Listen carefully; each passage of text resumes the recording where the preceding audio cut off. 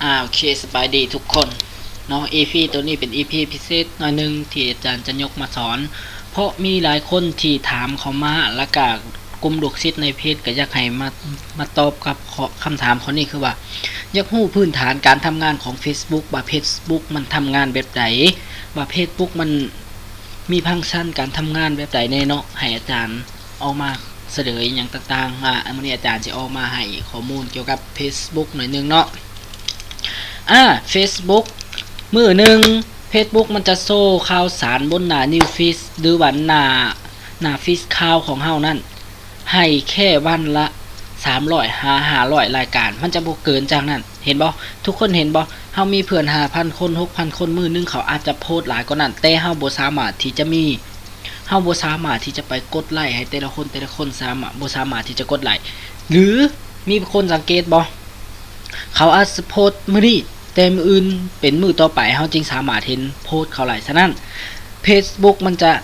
โซ่ข่าวสารบนหน้า New Feed เพียงวันละ300หา500รายการเท่านั้นเนาะถือว่าเฮาจะเห็นเพียงข่าวสารอย่างต่างๆอยู่บน Facebook บ่ว่าจะเป็นเพื่อนบ่ว่าจะเป็นหมู่คู่ถ่ายรูปหยังโพสต์ลงเฮาจะเห็นเพียงแต่อยู่ในส่วนเกณฑ์นี่แหละคือว่า300หา500รายการเท่านั้นจะอาจจะเกินก็เกินหน่อยเดียวเพียงเท่านั้นเนาะ2 Facebook จะนำเอาความสนใจมาโซ่ก่อนเสมอเข้าใจบ่ Facebook จะนำเอาความสนใจสิ่งที่เฮาสนใจนี่มาโซ่ให้เฮาเห็นก่อนเสมอบ่ว่าจะเป็นเช่นว่ามีคนใดคนหนึงเคยไปกดไลค์เป็นเพจของมงบ่เป็นเพจของหมู่เพื่อนบ่หมู่เพื่อนคนนี้มีสนใจเขาเอิ้นมันไปกดไลค์กดแชร์ให้ไปนั่นไปล่มอย่างต่างๆนำเนาะมันก็ Facebook มันก็จะดึงเอาโพสต์ของคนนั้นมาเล่งให้เฮาเห็นก่อนเสมอตัวนี้เช่นว่าอาจารย์เคยไปกดไลค์ให้แล้วก็ไปกดคอมเมนต์ให้บุคคลใดบุคคลหนึ่งอาจารย์ก็จะเห็นโพสต์ของเขาเรื่อยๆและบุคคลไหนที่อาจารย์บ่ทันกดไลค์ให้มันก็จะห่างออกไปและสุดท้าย Facebook มันจะนับว่าเฮาบ่มีความปฏิสัมพันธ์กับเพจตัวนั้นแล้วเฮาก็จะบ่สามารถที่จะเห็นโพสต์หรือเห็นก็อาจจะหล่นกว่าจะเห็นโพสต์ของนั้นได้ถ้าบ่มีความปฏิสัมพันธ์หยังเลยเนาะฉะนั้นมีบางคนเว้าถามว่าเพื่อน 5,000 คือว่าคนกดไลค์บ่ฮอด100 200 300 400เพียงเท่านี้แหละคน 4,000 5,000 คนมันแม่นแล้วคน 4,000 5,000 คนแต่ Facebook มันมาโซ่เอาข่าวสารนั้นมาโซ่ในบนหน้า New Feed นี่เพียงวันละ3หา4หาเพียงวันละ300หา500รายการฉะนั้นเพื่อน 4,000 5,000 คนของเฮาเขาก็โพสต์หยังมื้อนึงจักกี่โพสต์แม่นบ่มื้อนึงจักกี่รายการที่เขาโพสต์ลงแต่เฮาบ่สามารถที่จะไปเห็นโพสต์ของเขาได้หมดทุกโพสต์บางโพสต์เฮาก็สามารถเห็นได้บางโพสต์เฮาก็บ่ทันเห็นซับเนาะตัวที่3เกี่ยวกับปัจจุบันนี้อัตราการเข้าถึง Facebook Fanpage ถือว่าเดือลงน้อยที่สุดเลยเดือเพียง 1% มีหลายคนตกใจมันคือเดือน้อยแท้ Facebook Fanpage บ่ต้องตกใจโดยตัวนี้เพราะ Facebook มันทำงานแบบจำกัดคนเข้าถึงแบบออร์แกนิกเข้าใจบ่จำกัดคนเข้าถึงแบบออร์แกนิก Facebook มันยักบังคับให้คนที่เปิด Facebook Fanpage แล้วเสียเงินค่าโฆษณาให้ Facebook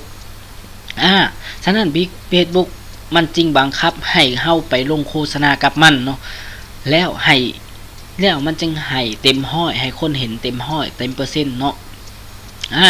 3เนื้อหาที่ดีมีคุณค่าเสมออาจารย์บ่ได้เขียนเนาะเนื้อหาที่ดีมีคุณค่าเสมอเข้าใจบ่บ่ว่าจะเป็นคอนเทนต์หยังที่ให้ความรู้ Facebook มันจำชอบมันจะให้คนเห็นโพสต์โน่นนั่นหลายให้มีคนมาอยากสนใจมาอยากแชร์หยังต่างๆมันจะให้เฮาสังเกตเบิ่งเฟซตัวใดที่ให้ข้อมูลให้ความรู้หรือไม่ว่าจะเป็น Facebook Profile คือการให้ความรู้อย่างต่างๆคนจะแชร์คนจะเห็นโพสต์คนจะกดไลค์เฟซตัวนั้นหลายสังเกตบ่ฉะนั้นเนื้อหาที่ดียังมีค่าเสมอเนาะตัวต่อไปตัวที่5วิดีโอไล่รับความสนใจเป็นพิเศษใน Facebook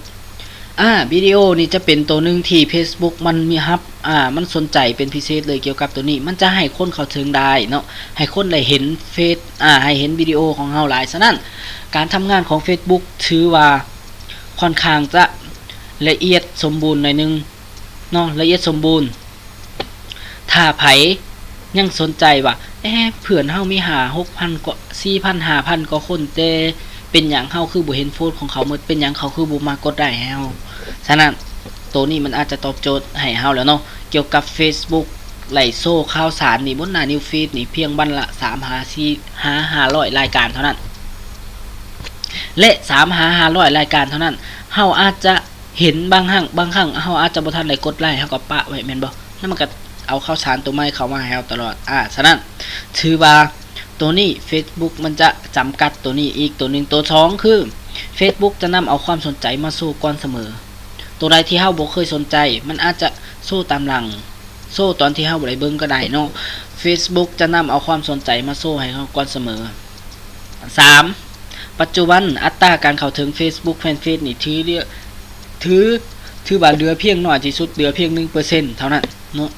4ก็เนื้อหาที่ดีหรือว่าคอนเทนต์ที่ดียังมีค่าเสมอ5วิดีโอจะได้รับความสนใจเป็นพิเศษใน Facebook ตัวนี้ถือว่าเป็นพื้นฐานการทำงานของ Facebook เนาะแล้ว2ทางการทำการตลาดบน Facebook มีหยังแน่มันจะมีอยู่ Facebook Profile Facebook Fanpage Facebook ได้แล้วก็ Facebook Group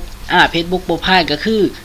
เฮาไล่ Facebook ของเฮาที่เฮาใช้ในชีวิตประจำวันบ่ว่าเฮาจะไปกินข้าวนั่นไปเที่ยวนี่เที่ยวนั่นเฮาก็จะโพสต์ในชีวิตประจำวันของเฮาลงโพสต์คำคมโพสต์ความรู้หยังต่างๆลง Facebook Profile ของเฮาเพื่อให้หมู่เพื่อนแฟนเฟซของหมู่เพื่อนเฟซของเฮาได้เห็นในเฮาไปนั่นไปนี่เนาะถือว่ามันค่าคือกับอัปเดตชีวิตประจำวันของเฮาว่าเฮาเฮ็ดหยังอยู่ไสอยู่ที่ใดกำลังอยู่ไสกำลังเฮ็ดหยังกำลังกินหยังถือว่า Facebook Profile ถือว่าค่าคือกับชีวิตประจำวันเฮาจะมักโพสต์ข้อมูลหยังต่างๆลงเนาะแล้ววันนี้ Facebook Fanpage ได้พัฒนาขึ้นจาก Facebook Profile ขึ้นมาเป็น Facebook Fanpage เพื่อให้คนที่มีความคิดมีความสร้างสรรค์อยากทำธุรกิจแล้วเปิด Facebook Fanpage ขึ้นมาเนาะตัวนี้ก็เป็น2ทางนึงและ Facebook ได้ Facebook ไลน์นี่ได้รับความนิยมหลายเช่นว่ามันจะบ่ต่างกับ